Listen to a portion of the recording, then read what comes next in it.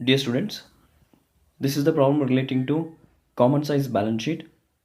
ಈ ಒಂದು problem November-December 2015 Kuvempu ಯೂನಿವರ್ಸಿಟಿಯ ಕ್ವಶನ್ ಪೇಪರ್ಲಿದ್ದಂಥ ಒಂದು ಪ್ರಾಬ್ಲಮು. ಈ ಪ್ರಾಬ್ಲಮನ್ನು ಸಾಲ್ವ್ ಮಾಡ್ತಾ ಇದ್ದೀನಿ. Common size balance sheet. So common size balance sheet prepare ಮಾಡಬೇಕಾದ್ರೆ ಆ್ಯಸ್ ಇಟ್ ಈಸ್ ಹಿಯರ್ ಏನಂತ ಹೇಳಿದ್ರೆ ನಾವು ಒಂದು ಫಾರ್ಮ್ಯಾಟನ್ನು ಪ್ರಿಪೇರ್ ಮಾಡ್ತೀವಿ. Common size balance sheet particulars ಇಲ್ಲಿ ಇಯರ್ಸ್ ಕೊಟ್ಟಿದ್ರೆ 2010 ಅಂತ ಕೊಟ್ಟಿದ್ರೆ 2010 ಆಗ್ಬೋದು. Whatever the years is given year ಬರ್ಕೊಳ್ತೀವಿ and percentage, next year and ಪರ್ಸೆಂಟೇಜನ್ನು ಬರ್ಕೊಳ್ತಾ ಹೋಗ್ತೀವಿ. ಅಂದರೆ 2 ವರ್ಷಗಳಿದ್ದರೆ 2 ವರ್ಷದ್ದು, ಇಫ್ ಇಟ್ ಇಸ್ 3 years 3 ವರ್ಷದ್ದು ಕೂಡ ಬರೀತೀವಿ. And if they have given the company name, ಅವಾಗ ಕಂಪನಿ ನೇಮನ್ನು ಬರ್ಕೊಳ್ತೀವಿ. ಈ ಒಂದು ಪ್ರಾಬ್ಲಮಲ್ಲಿ ಏನು ಮಾಡಿದ್ದಾರೆ ಅಂತ ಹೇಳಿದ್ರೆ ಕಂಪನಿ ನೇಮ್ ಕೊಟ್ಟಿದ್ದಾರೆ ಲವಾ ಕಂಪನಿ ಆ್ಯಂಡ್ ಕುಶಾ ಕಂಪನಿ ಅಂತ. ಸೊ ಆ ಒಂದು company ನೇಮ್ಗಳನ್ನು ಬರ್ಕೊಂಡಿದ್ದೀನಿ. As you can see the problem here, the balance sheet of Lava and Kosha are given below. Liability side ಕೆಲವೊಂದು ಐಟಮ್ಸ್ ಕೊಟ್ಟಿದ್ದಾರೆ, ಅಸೆಟ್ಸ್ ಐಟಮ್ಸ್ಗಳಿದ್ದಾವೆ. ಸೊ ನಾವು the solution is going to be solution start ಮಾಡೋಣ. So ಪರ್ಟಿಕ್ಯುಲರ್ಸಲ್ಲಿ ಫಸ್ಟ್ಗೆ ಏನು ಬರೀತೀರಾ ಅಂತ ಹೇಳಿದ್ರೆ equity and liabilities, equity and liabilities. So ಅದರಲ್ಲಿ ಫಸ್ಟ್ ಒನ್ ಏನು ಅಂತ ಹೇಳಿದ್ರೆ ಈಕ್ವಿಟಿಯನ್ನು ಬರೀತಾ ಹೋಗ್ತೀವಿ. ಸೊ ಈಕ್ವಿಟಿಗೆ ಸಂಬಂಧಪಟ್ಟಂಗೆ ಸಿ ದ ಲಯಬಿಲಿಟಿ ಸೈಡ್. ಫಸ್ಟ್ಗೆ ಪ್ರಿಫರೆನ್ಸ್ ಶೇರ್ ಕ್ಯಾಪಿಟಲ್ ಇದೆ, ಈಕ್ವಿಟಿ ಶೇರ್ ಕ್ಯಾಪಿಟಲ್ ಇದೆ, ರಿಸರ್ವ್ ಆ್ಯಂಡ್ ಸರ್ಪ್ಲಸ್ ಇದೆ. ಸೊ ಈ ಮೂರೂ ಕೂಡ ಈಕ್ವಿಟಿಗೆ ಸಂಬಂಧಪಟ್ಟಂಗೆ, ಅಂದರೆ ಶೇರ್ ಹೋಲ್ಡರ್ಸ್ ಫಂಡ್ ಅಂತ ಏನು ಕರಿತೀವಿ ಅದಕ್ಕೆ ಸಂಬಂಧಪಟ್ಟಂಗೆ ಇರುತ್ತೆ. So first one preference share capital. Preference share capital. So preference share capital 1200 and 1600 is there. Okay, 200 and 1600. ಏನು ಮಾಡೋದು ಅಂತ ಹೇಳಿದ್ರೆ ಫಸ್ಟಿಗಿನ ಪರ್ಸೆಂಟೇಜ್ ಕಂಡು ಹಿಡಿಯೋದಿಲ್ಲ. ಮೊದಲಿಗೆ ಅಕಾರ್ಡಿಂಗ್ ಟು ದ ಫಾರ್ಮೆಟ್ ಏನೇನಿದಾವೆ ಎಲ್ಲವನ್ನು ಕಂಪ್ಲೀಟ್ ಮಾಡಿ after that we have to go for calculate the percentage. Okay, so ಮೊದಲಿಗೆ ಅಕಾರ್ಡಿಂಗ್ ದ ಫಾರ್ಮೆಟ್ ಎಲ್ಲ ಈಕ್ವಿಟಿ ಶೇರ್ ಹೋಲ್ಡರ್ಸ್ಗಳನ್ನ ಶೇರ್ ಹೋಲ್ಡರ್ ಫಂಡ್ ಬರ್ಕೊಳ್ಬೇಕು. ಆ್ಯಂಡ್ ಲಾಂಗ್ ಟರ್ಮ್ ಲಯಬಿಲಿಟೀಸ್ ಯಾವುದಿದೆ ಅದನ್ನು ಬರ್ಕೊಳ್ಬೇಕು. ಆಫ್ಟರ್ ದ್ಯಾಟ್ ಕರೆಂಟ್ ಲಯಬಿಲಿಟೀಸ್ಗಳನ್ನ ಬರ್ಕೊಂಡು ತದನಂತರ ಏನು ಮಾಡ್ತೀವಿ ಅಂತಂದರೆ ಪರ್ಸೆಂಟೇಜನ್ನು ಫೈಂಡ್ ಔಟ್ ಮಾಡೋಣ. ಸೊ ಲಯಬಿಲಿಟಿ ಸೈಡ್ ತುಂಬಾ ಕಡಿಮೆ ಐಟಮ್ಸ್ಗೆ ಇರೋದ್ರಿಂದ so first preference share capital ಇದೆ. And after that equity share capital ಇದೆ. Equity share capital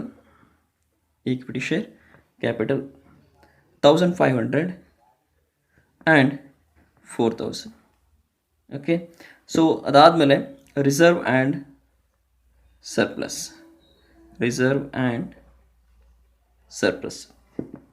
140 and 180.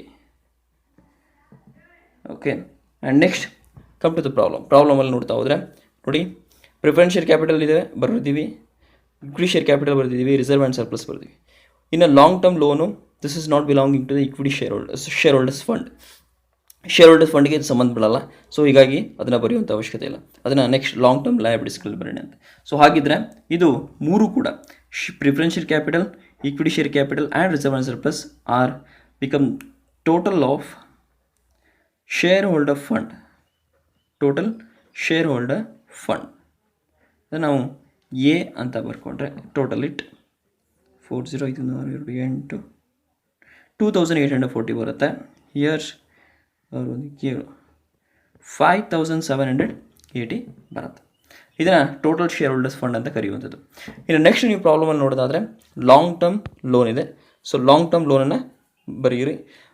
ಇಲ್ಲಿ ನೇರವಾಗಿ ಬರೆದ್ರೂ ಕೂಡ ನಡೀತದೆ ಲಾಂಗ್ ಟರ್ಮ್, ಯಾಕಂದರೆ ಲಾಂಗ್ ಟರ್ಮ್ ಲೋನ್ ಪ್ರಾಬ್ಲಮಲ್ಲಿ ಒಂದೇ ಇರೋದ್ರಿಂದ ನಾವು ಅದನ್ನು ಮತ್ತೆ ಲಾಂಗ್ ಟರ್ಮ್ ಬಾರೋವಿಂಗ್ಸ್ ಅಂತ ಬರೆದು ಅದರಲ್ಲಿ ಲಾಂಗ್ ಟರ್ಮ್ ಲೋನ್ ಅಂತ ಬರೆಯೋದಕ್ಕಿಂತ ನೇರವಾಗಿ ಲಾಂಗ್ ಟರ್ಮ್ ಲೋನ್ ಅಂತ ಬರೆದಿದ್ದೀನಿ.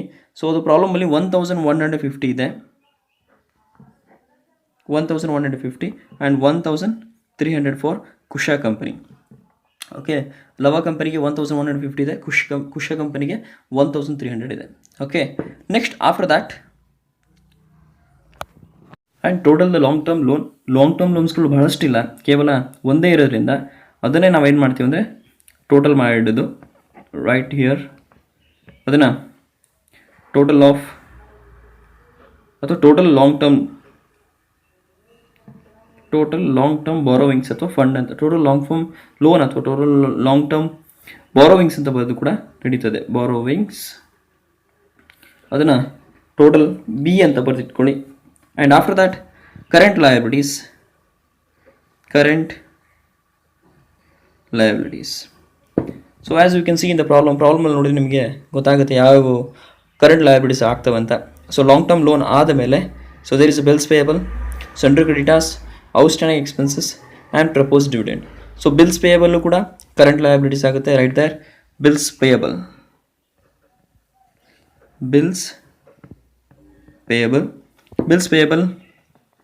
20 ಇದೆ ಆ್ಯಂಡ್ ಕುಶಾ ಕಂಪನಿಲಿ ಡ್ಯಾಶ್ ಇದೆ ಆ್ಯಂಡ್ ಅದಾದಮೇಲೆ ಅಂದರೆ ನಿಲ್ಲಿದೆ. Central creditors 120, 40, sundry creditors 120 and 40. Outstanding expense ಇದೆ. Right there outstanding expenses 150 and 60 ಇದೆ. And after that proposed dividend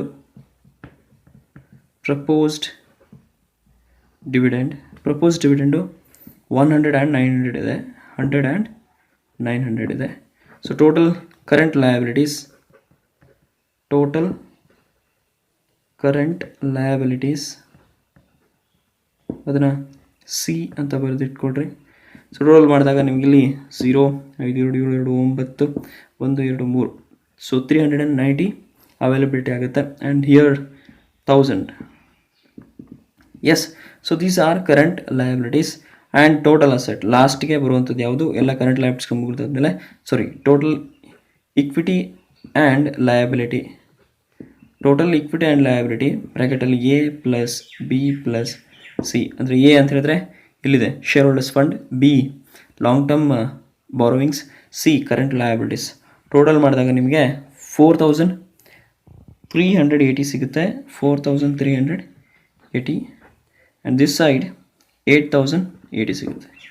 okay, ಟೋಟಲಿಟಿ ಗೊತ್ತಾಗುತ್ತೆ ನಿಮ್ಗೆ. ಏನಂತಂದರೆ 5780, 5780 ಪ್ಲಸ್ 1300 ಪ್ಲಸ್ 1000. ಎಸ್, ಈ ರೀತಿ ಮಾಡಿದಾಗ ನಿಮಗೆ 8080 ಸಿಗುತ್ತೆ.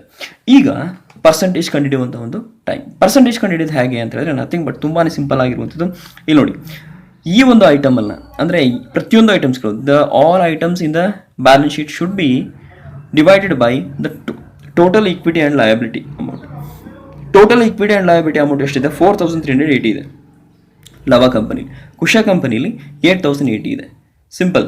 ಸೊ ಇಲ್ಲಿ ನೋಡಿ, ಪ್ರಿಫರೆನ್ಸ್ ಶೇರ್ ಕ್ಯಾಪಿಟಲ್ 1200 ಇದೆ. So 1200 divided by 4380. And next equity share capital 1500 ಇದೆ. 1500 ಡಿವೈಡೆಡ್ ಬೈ 4380. ಸೊ ಸಿಂಪಲ್ ಆಗಿ ನಾವು ಅರ್ಥ ಮಾಡ್ಕೋಬೇಕೇನಂತಂದರೆ ಇಲ್ಲಿರುವಂಥ ಎಲ್ಲ ಐಟಮ್ಸ್ಗಳು ಕೂಡ ಡಿವೈಡೆಡ್ ಬೈ 4380. ಏನಿದು 4380 ಅಂತ ಹೇಳಿದ್ರೆ ಟೋಟಲ್ ಇಕ್ವಿಟಿ ಆ್ಯಂಡ್ ಲಯಬಿಲಿಟಿ. ನೆನಪಿರಲಿ ನಿಮಗೆ, ಯಾವುದೇ ಕಾಮನ್ ಸೈಜ್ ಪ್ರಾಬ್ಲಮಲ್ಲಾದರೂ ಕೂಡ ಪರ್ಸೆಂಟೇಜ್ ಕಂಡುಹಿಡಿಯೋದು ಹೇಗೆ ಅಂತ ಹೇಳಿದ್ರೆ ಆ ಒಂದು ಲಯಬಿಲಿಟಿ ಸೈಡ್ಲಿರುವಂತಹ ಟೋಟಲ್ ಇಕ್ವಿಟಿ ಆ್ಯಂಡ್ ಲಯಬಿಲಿಟಿ ಏನಿರುತ್ತೋ ಅದನ್ನು ಡಿವೈಡೆಡ್ ಮಾಡುವಂಥ ಪ್ರತಿಯೊಂದು ಐಟಮ್ಸ್ಗಳು ಅದಕ್ಕೆ ಎಷ್ಟು ಪರ್ಸೆಂಟೇಜ್ ಇದೆ ಅನ್ನೋದನ್ನು ಕಂಡುಹಿಡಿಯೋದು ಕಾಮನ್ ಸೈಜ್. ಓಕೆ, ಸೊ ಹಾಗಾದರೆ 1200 ಇಲ್ಲಿ ನೀವು ಪ್ರಾಬ್ಲಮ್ ಇಲ್ಲಿ ಯಾವ ರೀತಿ ಮಾಡೋದು ಅಂತಂದರೆ 1200 ಡಿವೈಡೆಡ್ ಬೈ 4380 ಇಂಟು 100. ಸೊ ಈ ರೀತಿ ಮಾಡಿದ್ರೆ ನಿಮ್ಗೆ ಏನು ಸಿಗುತ್ತೆ? ಪರ್ಸೆಂಟೇಜ್ ಸಿಗುತ್ತೆ. Like that. So 1200 divided by 4380 ಮಾಡಿದರೆ ನಿಮಗೆ ಒಂದು ಪರ್ಸೆಂಟೇಜ್ ಸಿಗುತ್ತೆ. That is 27.39%. Same as it is 1500 divided by 4380 ಮಾಡಿದರೆ ನಿಮಗೆ 34.25 ಸಿಗುತ್ತೆ. Same as it is 140 divided by 4380 ಮಾಡಿದಾಗ ನಿಮಗೆ ಇಲ್ಲಿ 3.19 ಪಾಯಿಂಟ್ ಸಿಗುತ್ತೆ. ಸೊ ಟೋಟಲ್ ಇಲ್ಲಿ ಟೋಟಲ್ ಮಾಡಬೇಡಿ, ಯಾವ ರೀತಿ ಮಾಡಿದರೆ 2840 ಡಿವೈಡೆಡ್ ಬೈ 4380. ಓಕೆ, ಸೊ ಆ ರೀತಿ ಮಾಡಿದಾಗ ನಿಮ್ಗೆ ಪರ್ಸೆಂಟೇಜ್ ಸಿಗುತ್ತೆ. That is 64.84. Same as it is 1150 divided by 4380. Yes, so ಆವಾಗ 26.25% ಸಿಗುತ್ತೆ. ಸೊ ಸೇಮ್ ಇರೋದ್ರಿಂದ ಇಲ್ಲೂ ಕೂಡ 26.25%. And after that 20 divided by 4380. Yes, ಹಾಗಾದರೆ 0.45% ಬರುತ್ತೆ. ನೆಕ್ಸ್ಟ್ 120 ಡಿವೈಡೆಡ್ ಬೈ 4380 2.74 ಸಿಗುತ್ತೆ. 2.74. 150 ಡಿವೈಡೆಡ್ ಬೈ 4380 ಸೊ 3.42 ಸಿಗುತ್ತೆ. 100 divided by 4380 2.28 availability. And 390 divided by 4380. Okay. So ಆ ಒಂದು ಅಮೌಂಟು 8.90 ಸಿಗುತ್ತೆ. Okay, 8.90 and total of this ಇದನ್ನು ಏನು ಕರೀತಾರೆ 100% ಇರುತ್ತೆ.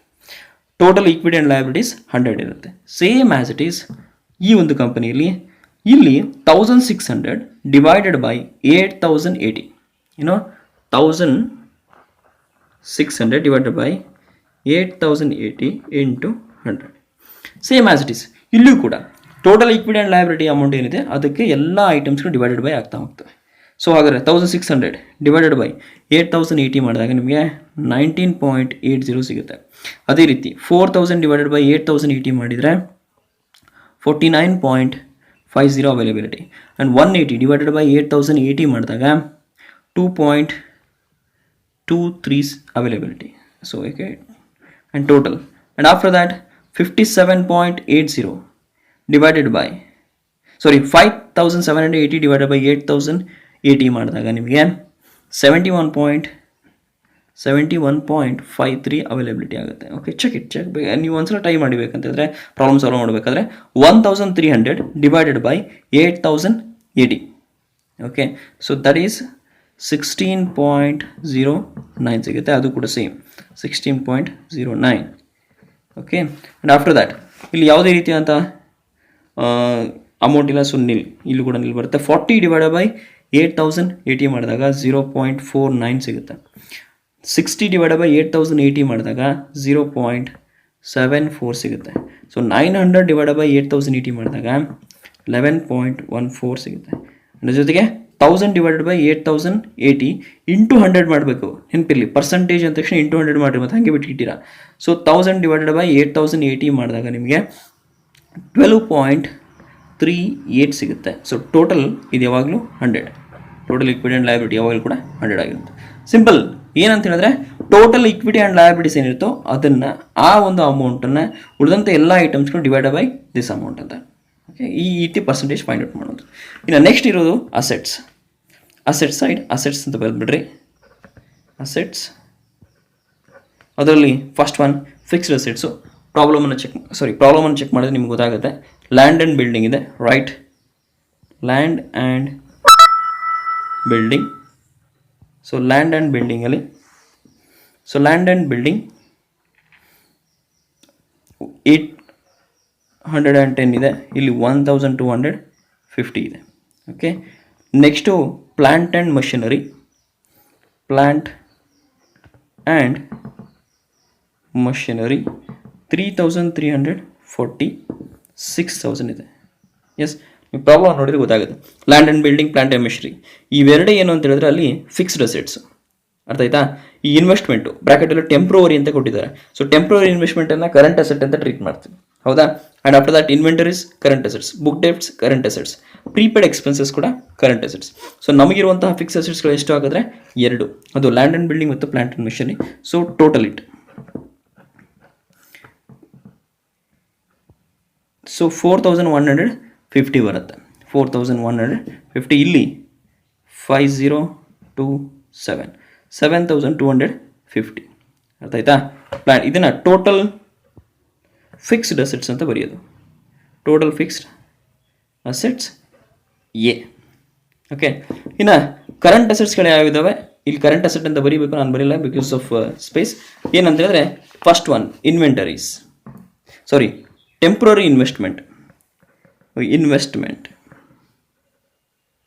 ಇನ್ವೆಸ್ಟ್ಮೆಂಟ್ ಎಷ್ಟು ಅಂತ ಹೇಳಿದ್ರೆ 10 and 400 ಇದೆ.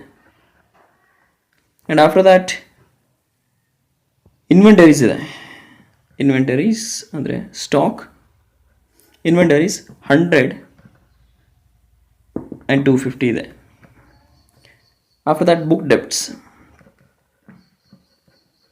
4080 ಇದೆ, 40 and 80.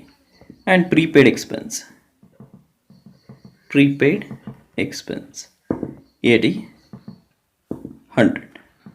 ಇದನ್ನು ಟೋಟಲ್ ಕರೆಂಟ್ ಲಯಬಿಲಿಟೀಸ್ ಅಂತ ಬರ್ಕೊಳ್ಳೋಣ. ಕರೆಂಟ್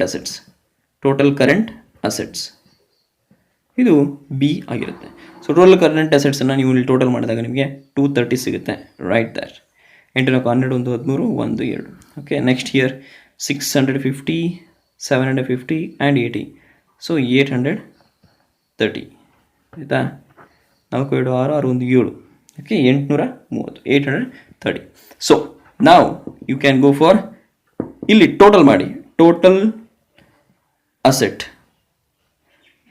ಅಂದರೆ ಎ ಪ್ಲಸ್ ಬಿ. ಎ ಅಂತ ಹೇಳಿದ್ರೆ ಫಿಕ್ಸ್ ಅಸೆಟ್ಸು, ಬಿ ಅಂದರೆ ಕರೆಂಟ್ ಅಸೆಟ್ಸ್. ನೀವು ಎರಡನ್ನು ಟೋಟಲ್ ಮಾಡಿದಾಗ ನಿಮಗೆ ಇಲ್ಲಿ ನೋಡಿ 4150 ಪ್ಲಸ್ 230. ಸೊ 4380 ಬರುತ್ತೆ. ಇಲ್ಲಿಯೂ ಕೂಡ 8080 ಬರುತ್ತೆ. ಎಸ್, ಸೊ 8080 ಕರೆಕ್ಟ್ ಬಂದಿದೆ ಅಂತಂದರೆ yes, there is no mistakes, correct ಆಗಿದೆ ಅಂತ. ಈಗ ಪರ್ಸೆಂಟೇಜ್ ಕಂಡುಹಿಡಿಯುವಂಥ ಒಂದು time.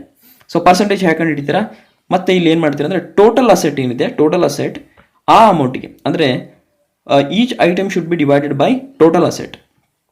810 divided by 4380, 3340 divided by 4380. So ಇಲ್ಲುವಂಥ ಎಲ್ಲ ಐಟಮ್ಸ್ಗಳು ಕೂಡ 4380ಗೆ ಡಿವೈಡೆಡ್ ಬೈ ಮಾಡಿ ಇಂಟು 100 ಮಾಡಿದಾಗ ಇಲ್ಲಿ ಪರ್ಸೆಂಟೇಜ್ ಸಿಗ್ತಾ ಹೋಗುತ್ತೆ. ಎಸ್, ಸೊ ಆ ರೀತಿ ಪರ್ಸೆಂಟೇಜ್ಗಳನ್ನ ಮಾಡ್ತಾ ಹೋದಂಗೆ ನಿಮಗೆ ಸೊ ಇದು 18.49%. ಅಂದರೆ 810 divided by 4380. Next 3340 divided by 4380 ಮಾಡಿದಾಗ ನಿಮಗೆ 76.25 ಸಿಗುತ್ತೆ. 76.25. ಅದೇ ರೀತಿ 4150 ಡಿವೈಡೆಡ್ ಬೈ 4380 ಇಂಟು 100 ಮಾಡಿದಾಗ 94.75% ಸಿಗುತ್ತೆ. 10 ಡಿವೈಡೆಡ್ ಬೈ 4000 ಅದು 0.22%. and this one 2.28%, and this one 0.91%, and 1.82%. ಹಾಗೆ ನಥಿಂಗ್ ಬಟ್ ಹೇಳಿದ್ದೀನಿ. 10 divided by 4380 into 100, 100 divided by 4380 into 100, 40 divided by 4380 into 100, 80 divided by 4380 into 100. ಇನ್ನು 230 ಡಿವೈಡೆಡ್ ಬೈ 4380 ಇಂಟು 100 ಮಾಡಿದಾಗ ನಿಮಗೆ 5.25 ಅವೈಲಬಿಲಿಟಿ ಆಗುತ್ತೆ. ಸೊ ಟೋಟಲ್ ಇಲ್ಲಿ ಯಾವಾಗಲೂ 100 ಇರುತ್ತೆ. Okay, same as it is this side. So 1250 divided by 8080 ಮಾಡಿದಾಗ 15.47 ಸಿಗುತ್ತೆ. ಆ್ಯಂಡ್ 6000 ಡಿವೈಡೆಡ್ ಬೈ 8080 ಮಾಡಿದಾಗ 74.26 ಸಿಗುತ್ತೆ. And total 89.73. ಆ್ಯಂಡ್ ಟೋಟಲ್ ಅಂತ ಹೇಳಿದ್ರೆ ಟೋಟಲ್ ಮಾಡೋದಲ್ಲ, ಇಲ್ಲಿ ನೋಡಿರಿ 7250 ಡಿವೈಡೆಡ್ ಬೈ 8080 ಮಾಡಿದ್ರೆ 89.73 ಸಿಗುತ್ತೆ. ಆ್ಯಂಡ್ 400ಗೆ 4.95, ಆ್ಯಂಡ್ 250ಗೆ 3.09, ಆ್ಯಂಡ್ 80ಗೆ 0.99, ಆ್ಯಂಡ್ 100ಗೆ 1.24 ಸಿಗುತ್ತೆ. ಆ್ಯಂಡ್ ಲಾಸ್ಟ್ 830 ಡಿವೈಡೆಡ್ ಬೈ 8080 ಮಾಡಿದಾಗ ನಿಮಗೆ 10.27 ಸಿಗುತ್ತೆ. Okay, so total 100. ಈ ಟೋಟಲ್ನ ಇನ್ನೊಂದ್ಸಲ ಹೆಂಗೆ ಕ್ರಾಸ್ ವೆರಿಫಿಕೇಷನ್ ಮಾಡೋದು ಅಂತ ಹೇಳಿದ್ರೆ ಇಲ್ಲಿ ನೋಡಿ 4150 ಪ್ಲಸ್ 230 4380 ಬಂದಿರಬೇಕು. ಪರ್ಸೆಂಟೇಜ್ ಕೂಡ ಹಾಗೆ ಚೆಕ್ ಮಾಡಿ. 94.75 ಇದೆ ಪ್ಲಸ್ 5.25.